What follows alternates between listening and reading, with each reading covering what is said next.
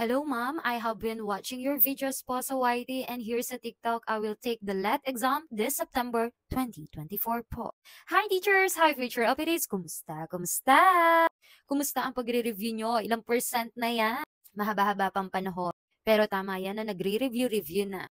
Kasi pagkatas nitong July, August na. Pagkatas ng August, September na. Hindi ko naman kayo pinapakaba, pero magbasa-basa na kayo, mag-review-review na kayo. At eto na nga, nagbabalik na. And here's another topic that you should know before taking the board exam. Kumusta mga LET September 2024 takers? Okay, let's read this question. Speaking of learning style, the mastery of learners earns best from A. Dramas, B. Drill, C. Debates, D. Role-playing. When it comes sa Prof Ed, kapag marunong ka na tumingin ng keyword, naku, mapapadali na yan. Kasi minsan ang Prof Ed, napakahaba ng mga question that marunong ka na tumingin ng mga keywords. Tandaan nyo, ang Prof Ed, more on situation yan and concept. Pero kailangan nag-ano ka pa rin, nagme-memorize ka pa rin ng konti. Sige, asan ang keywords natin dyan? Sabi niya, speaking of learning style, mastery, learner. Paano natin mamamaster yung mga nire-review natin? Kapag nagda-drama ba tayo? Pag nag-acting, dyan ba natin mamamaster yung mga kailangan nating pag-aralan?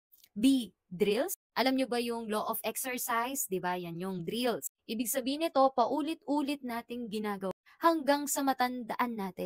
At yan ang ginagawa natin pagdating sa pagre-review dito sa LET. Yan ang napakahalaga para ma-master mo ang lessons, ang concept. Letter C, debate. Debate. Makipag-debate ka para ma-master mo yung mga dapat pag-aralan.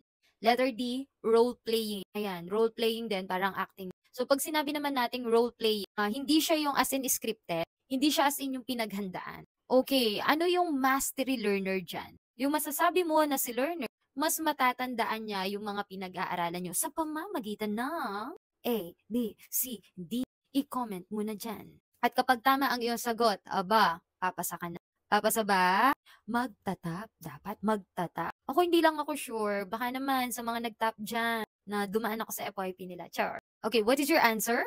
Okay, the answer is letter B, drills. Tulad ng ginagawa natin, napakahalaga po. Huwag lang kayo basa ng basa. Huwag lang kayo ng aral bilang nagre-review ng LET. Kailangan more on drills po kayo. So, the answer is letter B para ma-master nyo yung mga dapat nyong pag-aralan. At yun lamang po. Thank you po.